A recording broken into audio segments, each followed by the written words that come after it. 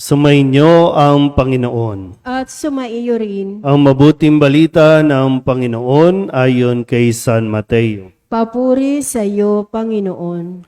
Noong panahong iyon, sinabi ni Jesus, "Sa aba ninyo mga iskriba at mga pariseyo, mga mapagpaimbabaw, hinahadlangan ninyo ang mga tao upang hindi sila mapagharian ng Diyos. Ayaw na ninyong pasakop sa paghahari ng Diyos, hinahadlangan pa ninyo ang ibig pasakop. Sa aba ninyo, mga iskriba at mga pariseyo, mga mapagpaimbabaw, inuubos ninyo ang kabuhayan ng mga babaeng balo, at ang sinasangkalan ninyo'y ang pagdarasal ng mahaba. Dahil dito'y lalo pang bibigat ang parusa sa inyo. Sa aba ninyo, mga iskriba at mga pariseyo, mga mapagpaimbabaw, nilalakbay ninyo ang karagatan at ginagalugad ang buong daigdig. Makahikayat lamang kayo ng kahit isang hentil sa pananampalatayang Hudyo.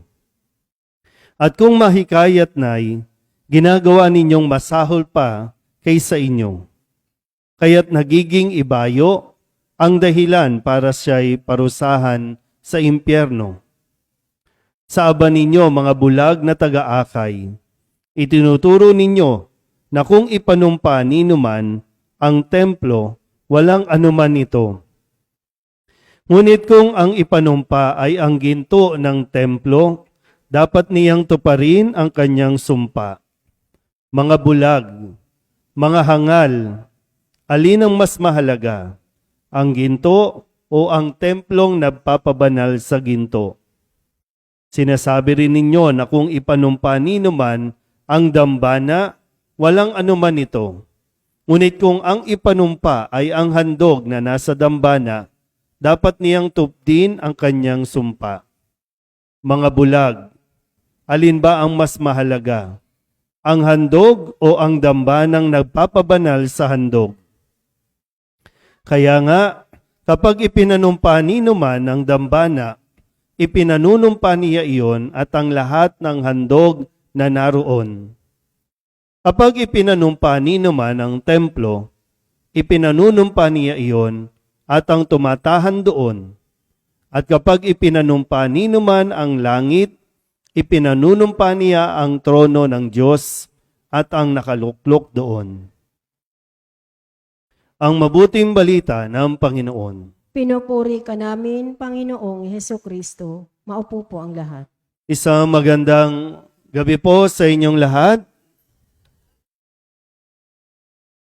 Lunes na Lunes at ito po ang ipinarinig sa atin ng ating ebanghelyo ngayong araw na ito. Sa aba ninyo, mga iskriba, mga pariseyo, mga mapagpaimbabaw, mga hangal. Talagang yung salita, sasabihin talaga kung ano ang kailangan nating marinig. Sabihan nyo nga yung katabi ninyo, hangal. Hindi nyo masabihan. Ang mga pariseyo, ang mga iskriba, sila po ang authority sa templo. Sila yung mga tagapagturo. So sila yung nakakaalam ng batas. Malinaw po ba? Yan. Kung sa modernong salita marahil, ito yung mga taong simbahan. Pwedeng pare, pwedeng mga nagsiserve, pwedeng yung mga palasimba, mga relihiyoso, mga taong simbahan. Yan. Hindi naman po ito basta sinabi lang ni Jesus dahil parang kinokondem niya na itong mga pariseyo at mga iskriba, kundi iminumulat niya, baka sakali may pagkakataon pa na makita nila kung ano ang kanilang ginagawa. Na kadalasan, hindi na napapansin kasi nga, ang taong simbahan, ang tingin na sa sarili, mabait na siya, banal na siya, Hindi siya ang nangangailangan na sermonan, hindi siya ang nangangailangan na husgahan. Kadalasan, ang mga taong simbahan, yun ang mapanghusga. Na ayaw na Jesus. Kaya nga sinasabihan niya na ito, ngayon pa lang. Hindi lang basta yung mga pariseo, mga iskriba, tayo mismo ngayon. Kahit akong pari, baka naiiwan tayo doon sa mga mapagpaimbabaw. Pero hindi natin tinatanggap. Masabihan nga lang tayo, sige, sabihin yung katabi ninyo, nagiging plastic ka. Hindi na matatanggap, mahihirapan yan. Hindi nga niya napapansin. Minsan marami po, no? Hindi lang sa atin, marami sa simbahan nagpupunta, magpapapansin lang. Hindi yan napapansin niya. Pero naghahanap yan ng pansin, papansin lang. Pero hindi niya nakikita yung sarili niya na nagpapapansin na siya. Kaya imbis na nakakatulong, nakaka-iskandalo, maraming umaalis ng simbahan. Pwede nga tingnan natin, bakit dito sa atin, sa Soledad, ang konti-konti, ang lit-lit na nga lang simbahan, hindi pa natin napupuno.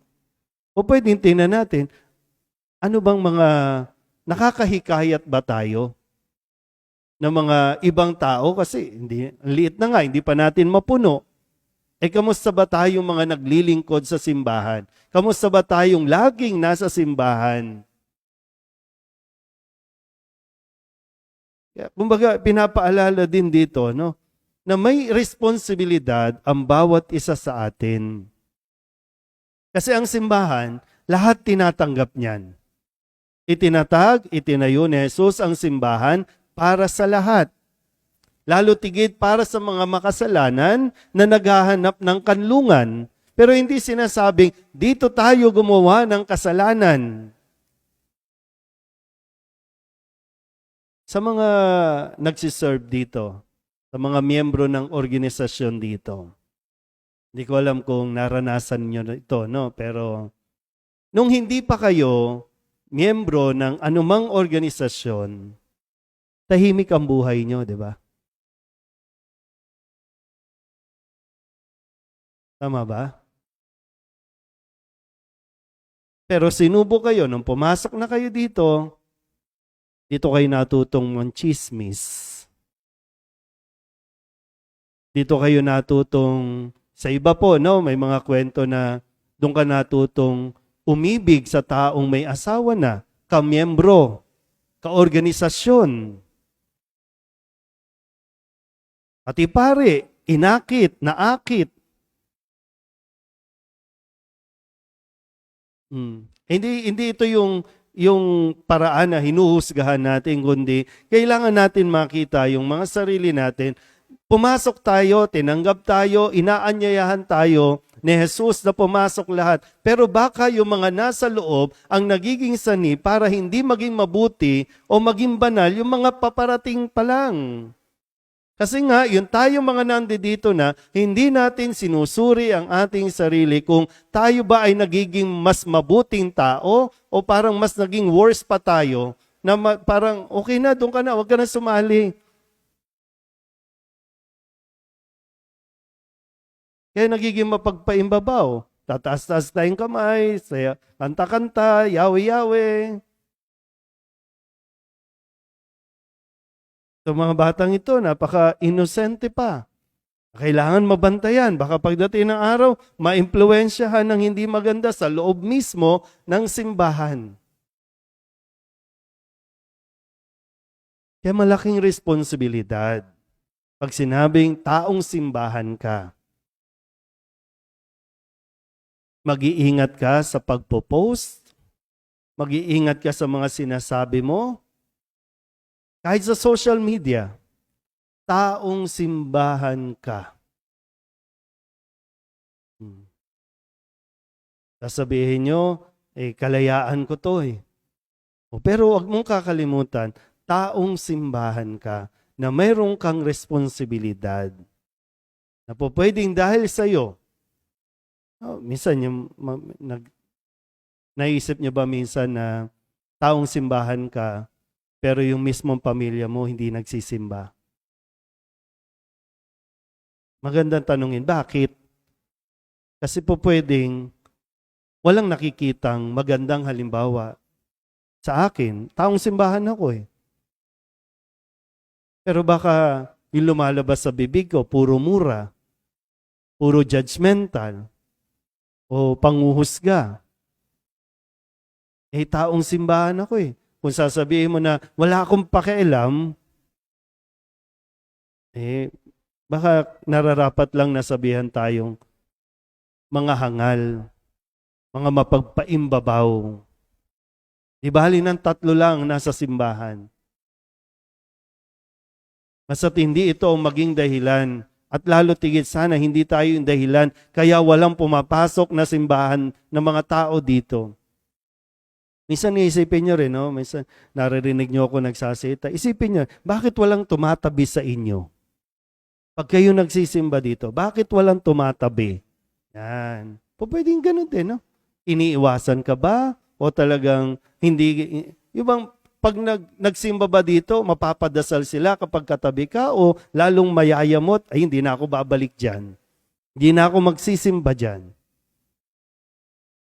Pag bumabati ba yung mga asheret natin, yung mga kolektora natin, nakikita ba yung pagiging maaliwalas? Very welcoming ba? O tatarayan pa?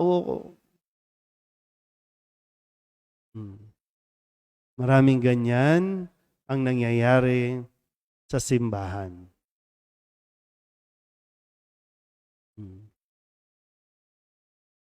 Kung hindi man dito sa Soledad, maraming simbahan, maraming tao ang ayaw ng magsimba dahil lamang sa mga taong simbahan. Numero 1, mga lingkod, mga nagsiserve sa simbahan. Minsan, nakakalungkot, mismong dahil sa pari. Kasi yung pari masungit, yung pari ang daming request, yung pari mayabang, yung pari. Yan sasabihin ni Jesus, sa aba ninyo, kawawa kayo. Kasi pananagutan ninyo. Pananagutan mo kapag merong isa na dahil sa iyo, lumayo na ng simbahan. Tumalikod sa Diyos. Nang dahil sa iyo, pananagutan din yun.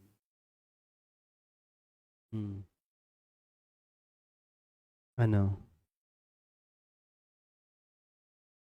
Kaya kailangan natin laging sinusuri ang ating pong pagiging taong simbahan.